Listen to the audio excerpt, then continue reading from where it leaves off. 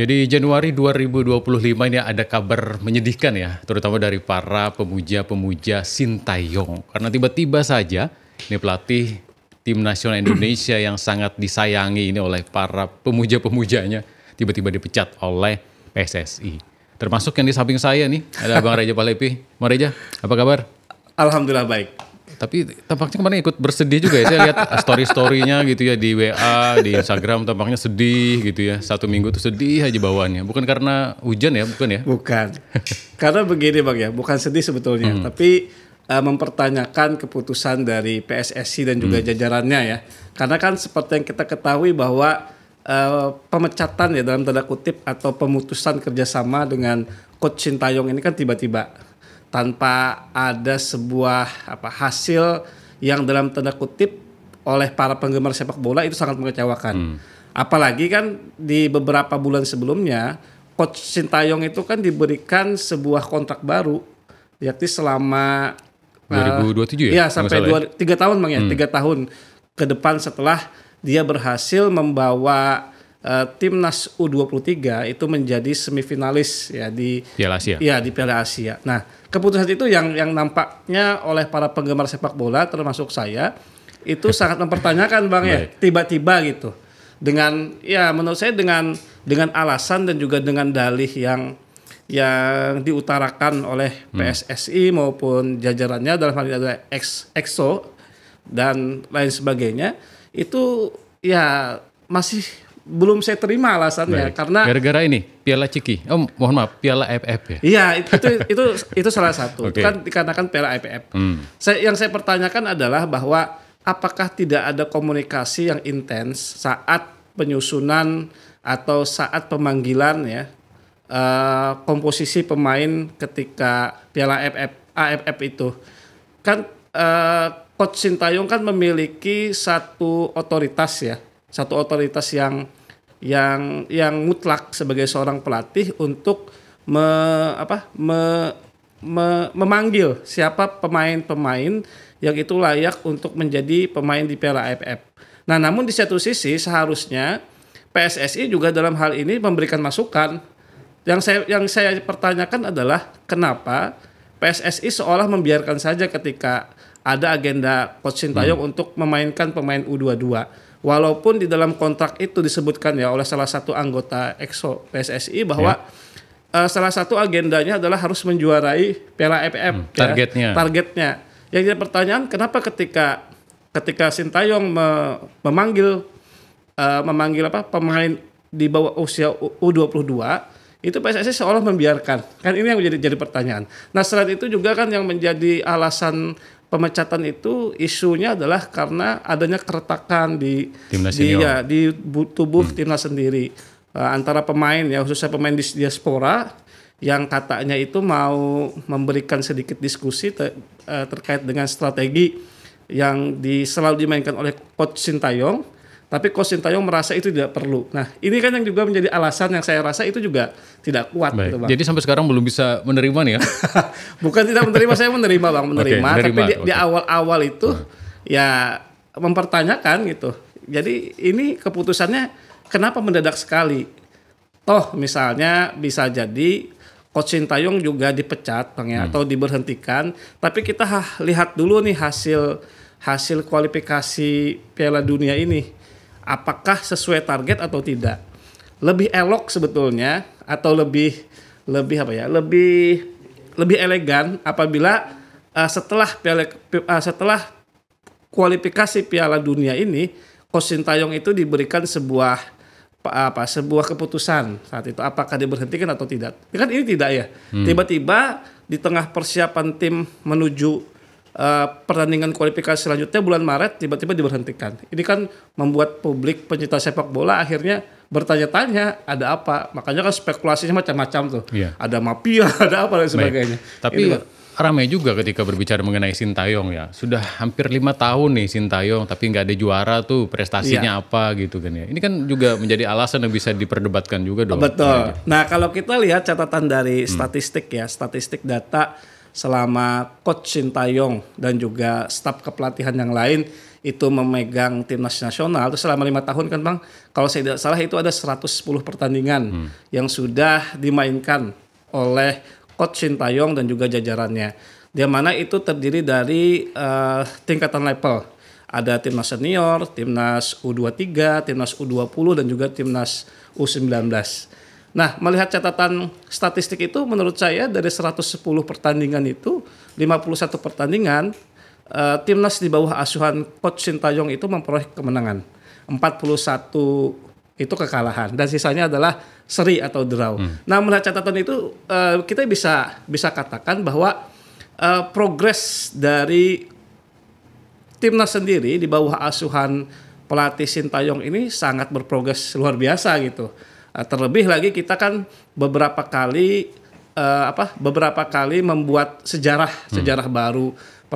Untuk pertama kalinya kita lolos 16 besar di Piala Asia tahun 2023 kemarin. Ya, 2023 kemarin. Kemudian kita juga mampu menjadi semifinalis untuk pertama kalinya. Bahkan kita pertama kali ikut Piala Asia U23 dan langsung menjadi semifinalis ya atau peringkat keempat walaupun kita kemudiannya gagal ke Olimpiade. Ke Olimpiade. Tapi setidaknya itu sudah capaian yang sangat luar biasa. Kemudian lagi kita juga berhasil untuk lolos ke round 3 untuk kualifikasi Piala Dunia.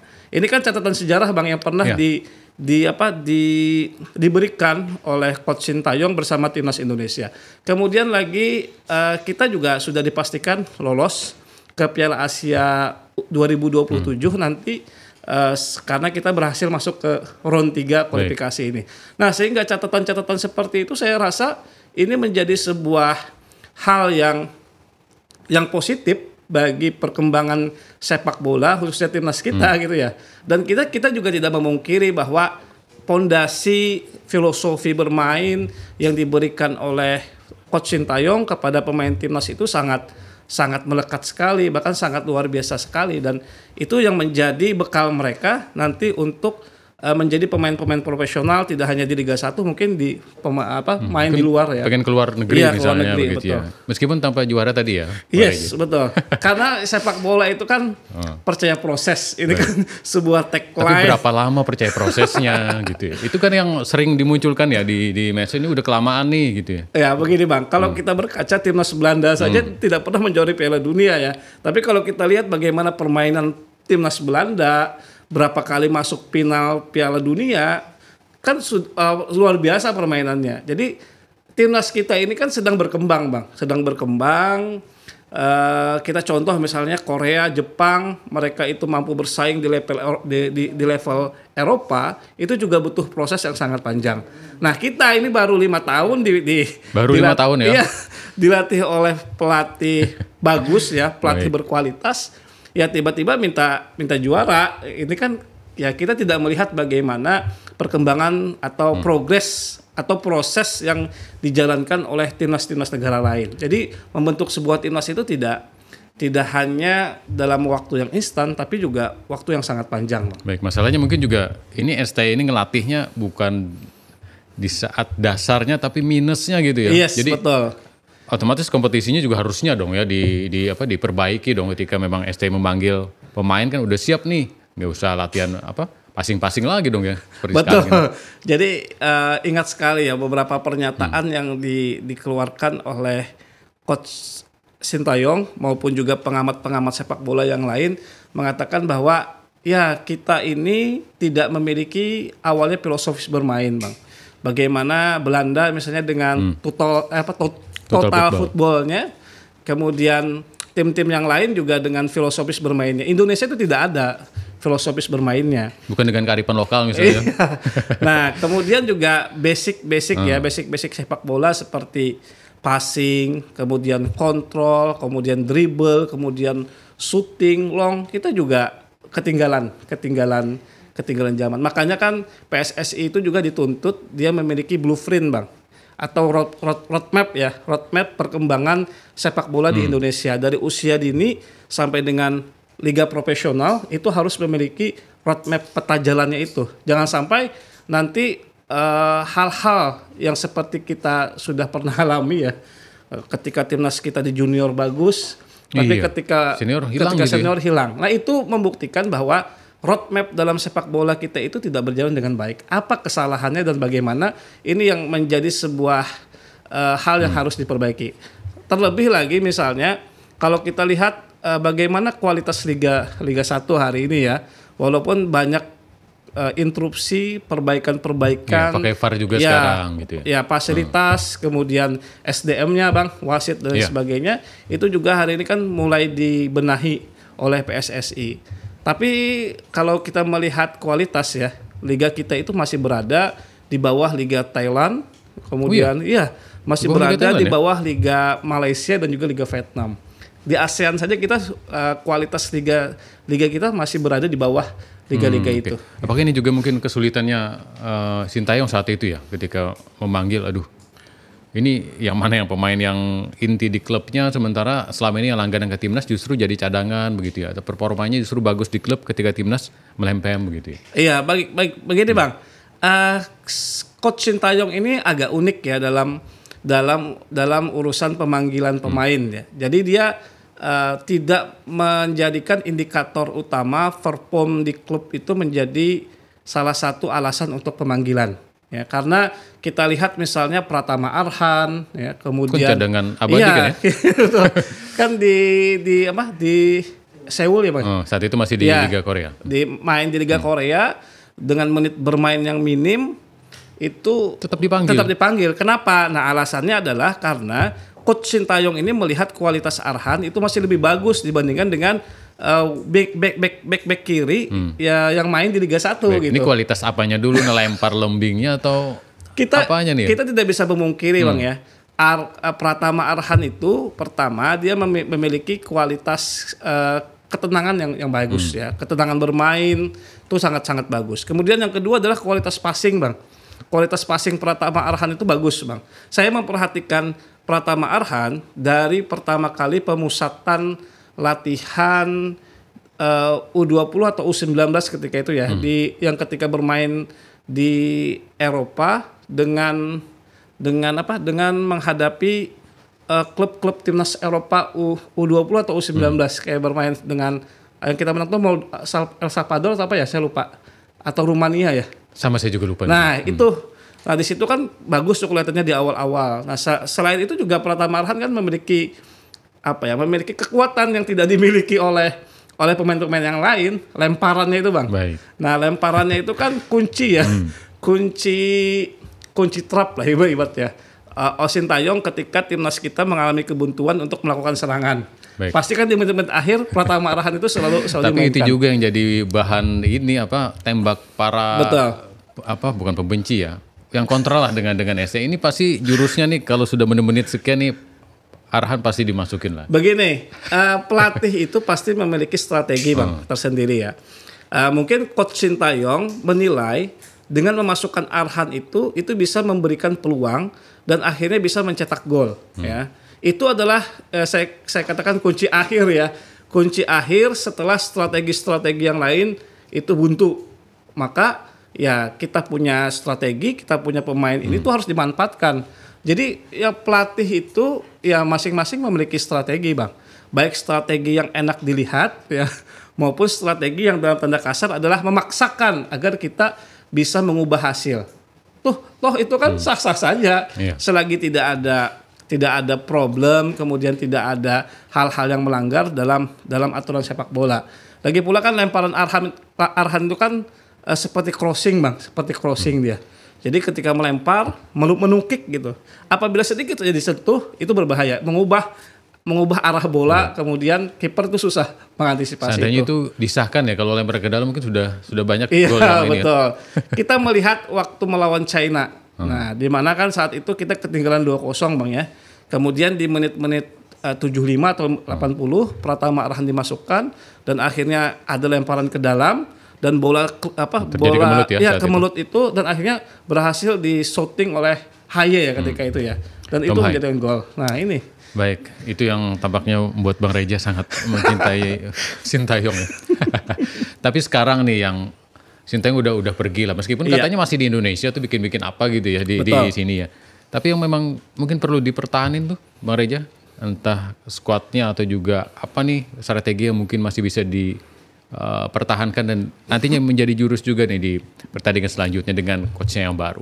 Pertama tentu ada perubahan Bang ya. Kalau kita lihat filosofi bermain antara coach Sintayong yang lebih mengoptimalkan filosofi Korea ya, sedangkan Patrick Kluivert ini kan dan juga jajarannya ini kan berasal dari Belanda. Tentu filosofis bermainnya itu berbeda.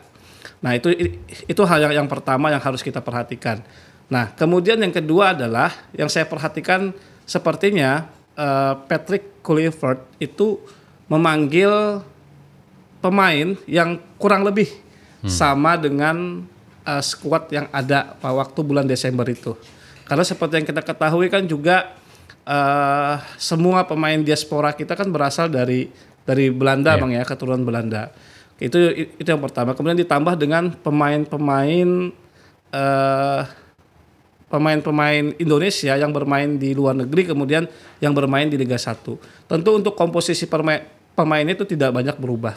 Lagi pula dengan waktu yang sedikit ini saya rasa coach yang baru ini untuk menilai permainan dari seorang pemain, khususnya pemain yang bermain di Liga 1 itu waktu yang cukup pendek ya. Sempit ya? Ya sempit. Sehingga ini menjadi PR besar sebetulnya, sekaligus juga tantangan besar kepada jajaran pelatih yang baru, bagaimana agar penampilan dari timnas kita, khususnya nanti ketika melawan Australia dan juga melawan Bahrain, itu mampu untuk memperoleh hasil yang maksimal.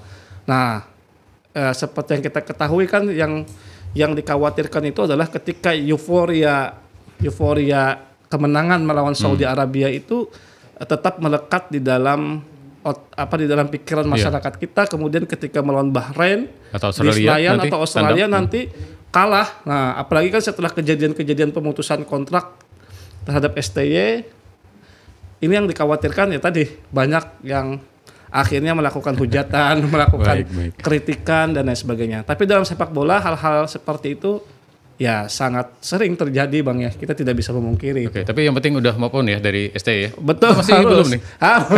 Harus kita harus tetap move on ya. Walau seperti apapun keputusan PSSI itu harus kita terima gitu. Tinggal melihat lagi bagaimana kualitas dari jajaran pelatih yang baru, kemudian juga para pemain yang nanti akan bermain.